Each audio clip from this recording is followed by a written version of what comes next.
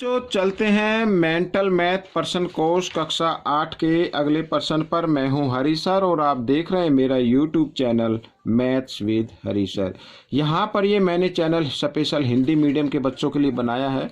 तो बच्चों, मैं आपसे एक ही आग्रह करता हूं, अगर आपको मैथ्स के अंदर अच्छे अंक लेके आने तो प्लीज़ इसका अभ्यास कीजिए, ज़्यादा से ज़्यादा अभ्यास कीजिए, प्रैक्टिस कीजिए। जितनी ज़्यादा प्रैक्टिस आप करेंगे उतने अच्छे अंक आपके आने वाले हैं। हाँ, दूसरों को ज़रूर बताएं। जब आप दूसरों को बताते हैं तब आपके समझ में अच्छे से और आ जाएगा। तो यहाँ पर बच्चों प्रश्न नंबर 39 हम करने वाले हैं। एक संख्या का 1/4 उसके 2/3 से 10 कम है तो संख्या का मान बताओ। इसमें संख्या का मान बताना है। प्रश्न नंबर 40 में एक त्रिभुज के एक कोण का माप उसके अन्य दोनों कोणों के योग के बराबर है। यदि अन्य दोनों कोणों का अनुपात 4:5 हो तो सभी कोणों का क्या बताना है? माप बतानी है। ठीक है, आइए करना शुरू करते हैं। यहाँ पर इस क्वेश्चन को मैंने पहले से लिख के रखा हुआ है बच्चों, मैं आपको दिखाता हूँ, ये देखिए। ठीक है, आइए करना शुरू करते हैं। तो यहाँ पर बच्चों एक संख्या का 1/4 भाग, तो पहले तो संख्या x मान लो, माना संख्या x। ठीक है, अब इसमें देखो प्रश्नानुसार मैं यहीं पे कर देता हूं क्योंकि छोटा सा क्वेश्चन है। प्रश्नानुसार लिखा है संख्या का 1/4, संख्या का चौथाई भाग कितना होगा, यानी x/4। यानी कि देखो यहां पर मैं आपको बताता हूं, x का के लिए गुणा का निशान, 1/4 का मतलब 1/4। तो इसको x को 1 से गुणा करेंगे, x = x/4, यही आ जाएगा। आगे लिखा उसके 2/3 से, 2/3 कितना होता है, 2x/3 से 10 कम है। कौन सा कम है? ये वाला भाग, ये वाला भाग 10 कम है। अगर हमें बराबर बनाने हैं तो इसको 10 कम इसको बनाना पड़ेगा 2/3 को। ठीक है, आइए करना शुरू करते हैं।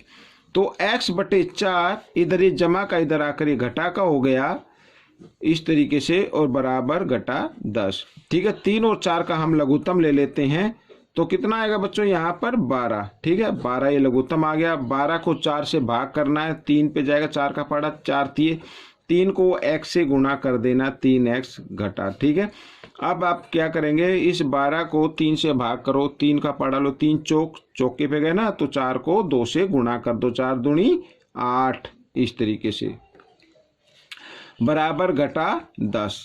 ठीक है, अब ये घटा जमा घटा, 8 में से 3 घटा दीजिए, यहाँ पर आएगा 5x और बड़े नंबर के सामने घटा का निशान है इसलिए घटा का आ जाएगा, और घटा 10, और ये 12 इधर भाग में है, इधर आकर ये गुणा में आ जाएगा। घटा से घटा का निशान कट गया। ठीक है, इसको मैं इधर बढ़ा लेता हूं और हमें x का मान निकालना है, तो इधर 10 × 12 और 5 इधर गुणा में था, इधर आकर ये भाग में आ गया। 5 से काट दे, 5 से कम 5, 5 दूनी 10, तो 12 दूनी 24। तो x का मान कितना आ गया बच्चों, 24 आ गया। वह संख्या कौन सी है, 24। तो बच्चों ये प्रश्न आपका हल हो गया। अब हम करेंगे प्रश्न नंबर यहाँ पर 40। ठीक है, ये भी मैंने पहले से लिख के रखा हुआ, ये देखिए। आइए करना शुरू करते हैं। तो देखो लिखा एक त्रिभुज के एक कोण का माप उसके अन्य दोनों कोणों के योग के बराबर है। ठीक है, यदि अन्य दोनों कोणों का अनुपात 4:5 है तो सभी कोणों की माप ज्ञात करो। ठीक है, तो मान लेते हैं, माना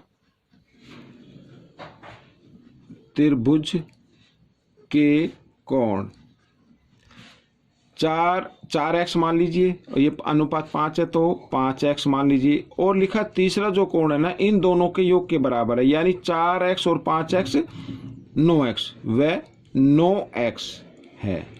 ठीक है, आइए अब इन तीनों कोणों का योग क्या होगा, तीनों कोणों का योग क्या होगा, 180 डिग्री होगा। तो लिख देते हैं, तो 9 और 9 18x बराबर 180। x का मान निकाल लो, 180/18, 18 दाई 180, तो यहाँ पर बच्चों ये आ गया 10। ठीक है, तो पहला कोण, त्रिभुज का पहला कोण, त्रिभुज का पहला कोण बराबर कितने का लिया, 4x का, तो यानी 4 × x की जगह 10 रखना है, 40 डिग्री। त्रिभुज का दूसरा कोण